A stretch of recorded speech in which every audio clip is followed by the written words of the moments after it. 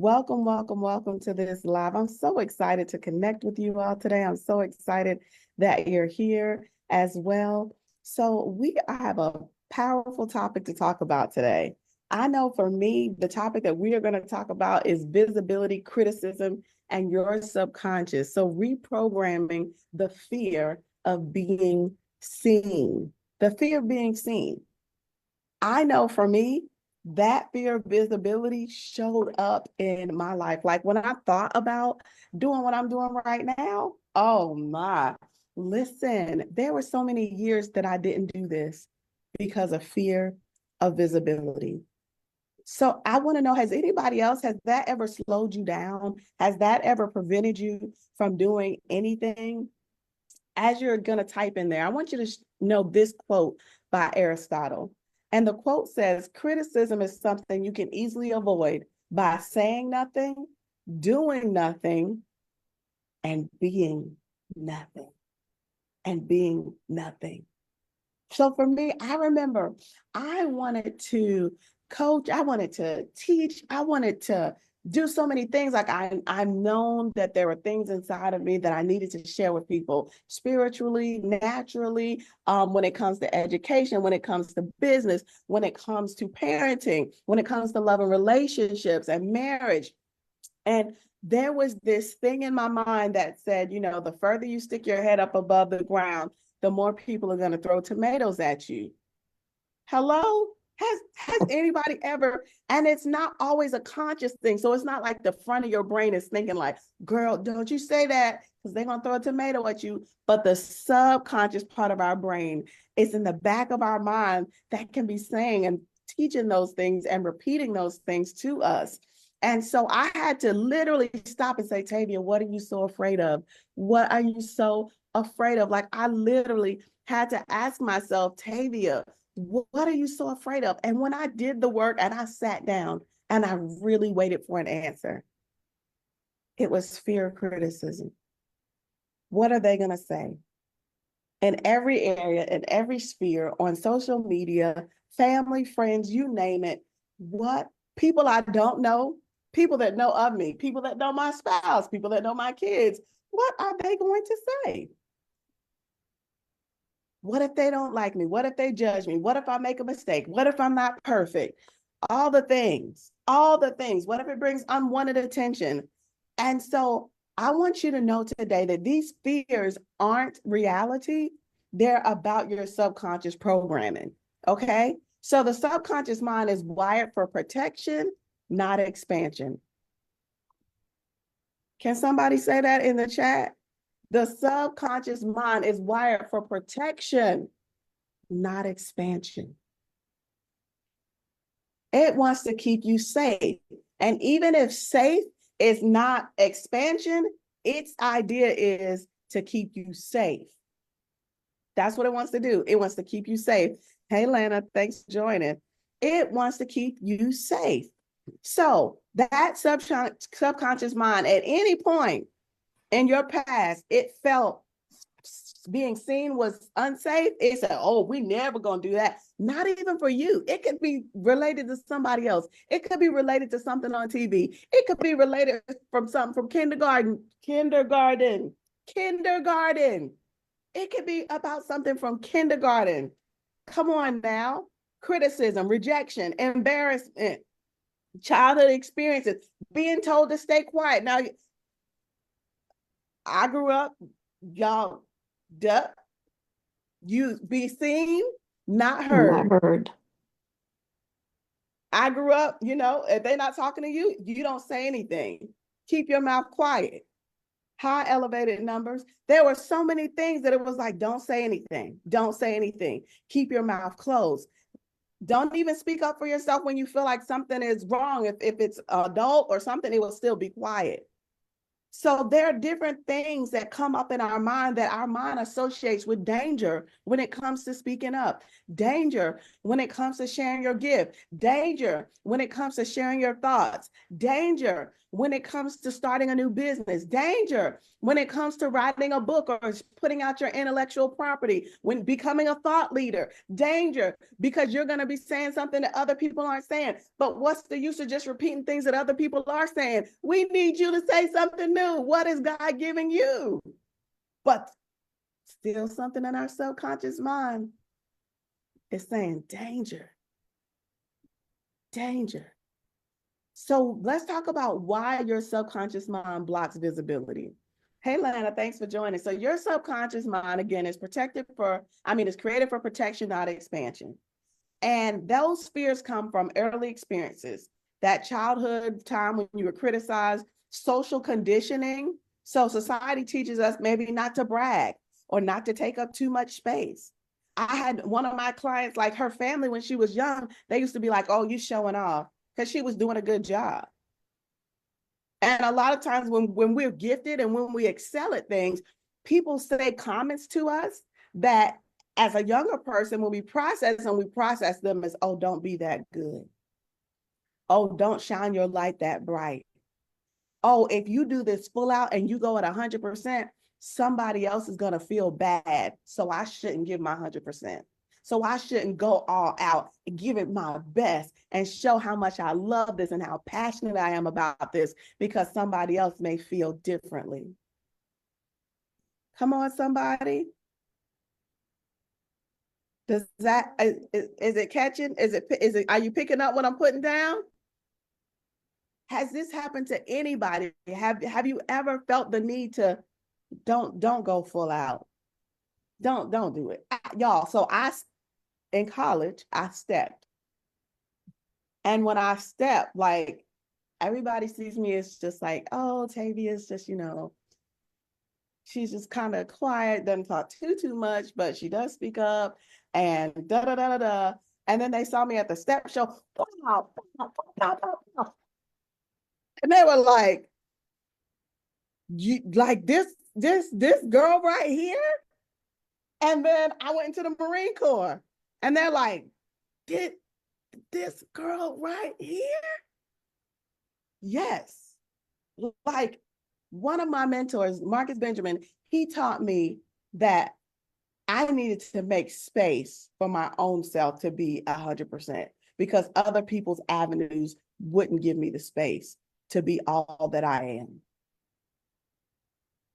Elevated number says, and I see it a lot with the kids all the time too. Absolutely, absolutely, absolutely.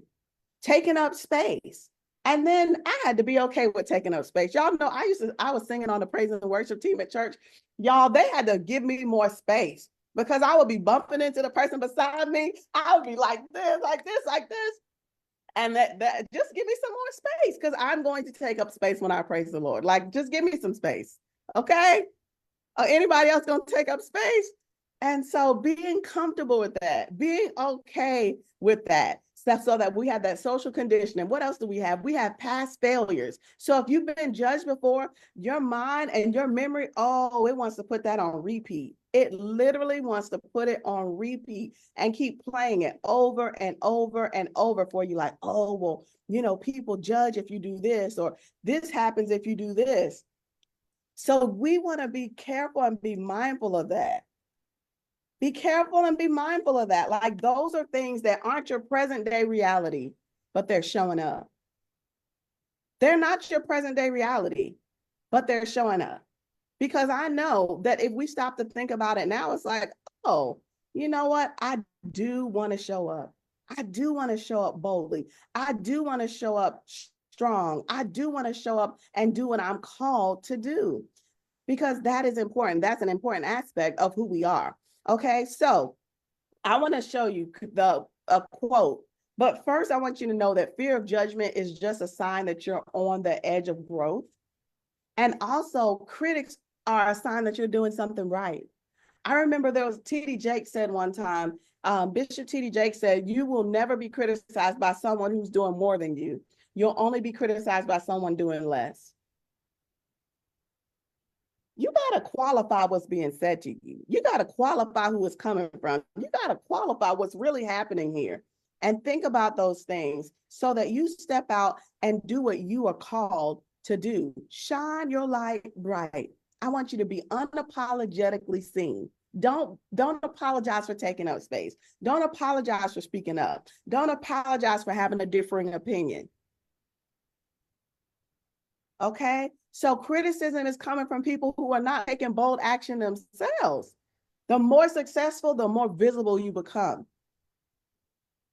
The word says, if I be lifted up, I'll draw all men unto you. So when we lift him up, there's going to be a drawing. There's going to be a drawing. So the more successful you become, the more visibility there is, period. And we need to be able to embrace that. We want to be able to embrace that. So let's talk about practical ways to overcome that fear of criticism, that fear of being seen, that fear of visibility. So this belief manifests itself in many different ways for each of us. Here are some of the ways it shows up. Okay. Here are some of the ways that it shows up. One, hesitating to speak up or share ideas. So I could be in a meeting, I could be like, I wonder if they thought about this. I wonder if they noticed that. But before, when this was operating, I wouldn't say anything. I remember I was working at the bank and they sent me reports to proofread. Police. I was like, that looks odd, but you know what? Maybe she meant to do that. She does this report all the time. I'm not going to say anything. And then the report goes to publish, and then that person who did the report gets reamed because something was wrong. And so she was like, man, I got in trouble today, so and so and so and so. I said, I was wondering if that was right, but I know you do this all the time and I don't. So I'm thinking, you must know. So I'm not going to say anything. She was like, Tavia, why didn't you say anything? And I was like, I literally stopped to think about it. I said, why didn't I say anything? I didn't say anything because I thought that because you're the person that so-and-so, that you would say something negative or think that I was not right in saying something to you from my past experience. So I didn't say anything. She said, please don't do that anymore. She said, the things that you have, the questions that you ask, they're a great contribution and they help so much. Please speak up. And I know some of us have been in situations where we didn't speak up because we're thinking, well, this person may be senior to us, or maybe they don't want my feedback. That's another thing. I'm like, maybe you don't want my feedback. So my visibility in saying something could come back with criticism or some negative feedback. So I wouldn't say anything. Anybody else ever done that? Yes. Absolutely, absolutely. So that's one of the ways that it shows up. It shows up as overthinking before posting on social media or not showing up online at all, not showing up, not speaking up, overthinking email, overthinking everything. It shows up as holding back from launching offers, launching ideas, launching businesses, launching books, launching opportunities, applying for opportunities, applying for jobs, not stepping into leadership roles, not speaking up in meetings, avoiding the spotlight, even when we're meant to be in it. That's some of the ways that it shows up. And why?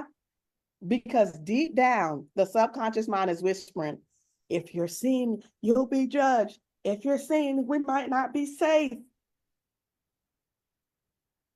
That's what it's saying. If we take up space, somebody might not like it. Okay, so we have to reframe criticism. Step number one is to reframe it. Reframe what criticism means. Criticism isn't proof that you're failing. It's proof that you're playing bigger. The lion doesn't turn around when the small dog barks. Come on now. Wow. The lion doesn't turn around when the small dog barks. Hey, Nate, happy birthday. I love you. I hope you're still celebrating. So listen, the lion doesn't turn around when the small dog barks. Greatness is not distracted by small voices. You have greatness in you. You have a great voice. Greatness is not distracted by the small voices. The most successful, most influential, most important people that have the best impact, greatest impact in the world have critics. Let me tell you, okay, yeah, Oprah has her critics. Yeah, a lot of movie stars have their critics. Yeah, presidents have their critics. You know, somebody else who had a lot of critics? Jesus. You telling me the person who did nothing but good in this world, nothing but love, nothing but kindness, healed people, helped people, served people, got people delivered, and they had critics? So please don't be super offended when somebody says something. Listen, qualify the source and keep it moving. And remember the quote about remember the quote.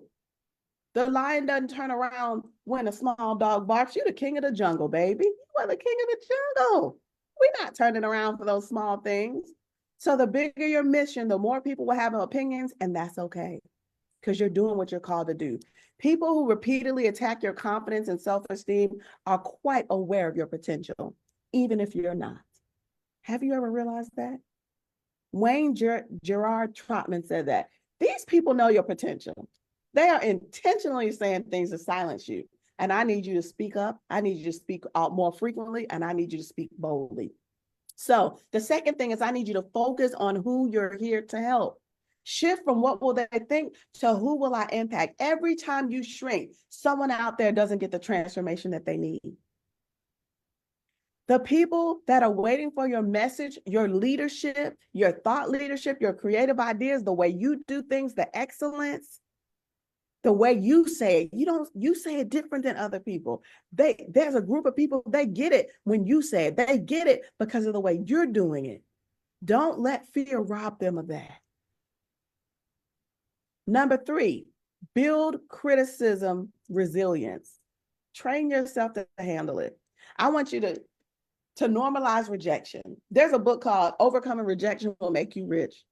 It's an awesome book. Overcoming Rejection Will Make You Rich. The most powerful people in the world don't let criticism derail them. They expect it and they keep going. I need you to make peace with imperfection. Perfectionism is just fear dressed up in productivity. Perfectionism is fear dressed up even as productivity. Done is better than perfect. You could be thinking about something you didn't get perfect 3 days from now. Nobody else is still thinking about that thing but you. You did it. We can assess, we can take notes, we can make improvements for next time and move on. Okay? Number 3, reprogramming this belief. Okay, so the old belief is, what if I become visible? Will I be judged or criticized? So what I want you to do is notice what you're noticing. So I'm glad that you notice that you're hearing that. That's step 1, is noticing it. You notice it. Now it's time to insert a new belief. So we want to celebrate that we recognize that. Oh, so glad that I heard myself saying that to myself so I can evict this thing right now and get to getting. So the new belief, the more visible I am, the more impact I can create. Hi, Bridget. Thanks for joining. So instead of seeing visibility as something to fear, I want you to see visibility as a gift. It is a gift. Every time you show up, you inspire somebody who needs your message. Every time you share your expertise, you change a life. Every time you take up space, you prove to someone else they can do it too. Every time you are obedient, you are rewarded. Come on, somebody. There's a reward for your obedience. Someone out there is crying out for your help. They're crying out for the message you have. They're crying out for the way you would explain it, Bertha, the way you would do it, Felice, the way you communicate it, and the way you express your creativity, Lana, the way you create, Bridget. They're crying out for it. You never know. Somebody could be at the end of their rope waiting for the message that you have. So you want to step up, show up, so that their answer is not delayed. Your visibility is not about you. It's about the people who you're here to serve. So here's some ways to rewire it. Catch the thought. When you hear that inner critic whisper, I want you to pause. I want you to take a breath. I want you to flip the script. And instead of saying, what if they judge me? Say, what if somebody needs me? And instead of what if somebody doesn't like it? Say, what if this changes a life? I choose to be obedient to God over man, and I will not allow others to box me in. Take small, brave actions. Set a modest goal. What is a new modest goal that you can do to defy that fear that's been trying to keep you where you were? Could it be start posting? Could it be, I'm going to post about my thoughts on so and so? Or could it be talking to somebody in person? It could be going to a networking event. It could be speaking up in a meeting. What is it for you? What is a small, brave action that you can set a goal to take to start speaking up or showing up in some way? Because each time you do, you teach your subconscious mind, visibility isn't dangerous, it's powerful. So, in closing, I want you to know that the world needs your voice. And the people who don't align with it were never meant to. I'm not here for everybody. I'm here for the people who God has aligned to me, the people who He's called to me, and the people who not only need me, but they are ready to take action. Because a lot of people need things, but just because they need it doesn't mean they take the appropriate action. I'm here for the action takers that are willing to reach up and grab it. Okay? So, visibility isn't about you, it's about who you're here to serve. So, what's one bold action that you can take today to step into more visibility? We don't want to let the fear of criticism, we don't want to let the fear of visibility stop us any longer. It's time to step up. It's time to take action. You are needed. It could be witnessing to somebody. It could be sharing your testimony, who you are and what you've done. It could be sharing wisdom that you have, police. You may have some nuggets that you're like, let me share with you my experience that blesses somebody's life and helps to make a better decision. So for those watching on social media, thank y'all for joining today. Francis was on there saying, amen, this is real talk. Thank you, Francis, for sharing. Thank you for joining us. Felice said absolutely. So for those on social media, we're going to wave to you. Thank you for joining Facebook and Instagram. And then I'm going to chat with our people that are on Zoom for just a few minutes. If you're on my mailing list, you had an invitation to join us on Zoom. So that's how they got here. But also, if you don't know, I'm having a Dare to Dream Masterclass, not this Saturday, but the next Saturday, March 22nd. It's virtual from 12 to 3 p.m. Information about it is on my website and it's in my social media. Click the links in the bio to get all the details. Y'all, you don't want to miss this. This movement is happening. People's lives are changing. People are accomplishing goals and dreams that they never knew would happen for them right now, and they're happening. It's happening and it's here for you and it's your time. So social media, thank you so much for joining me.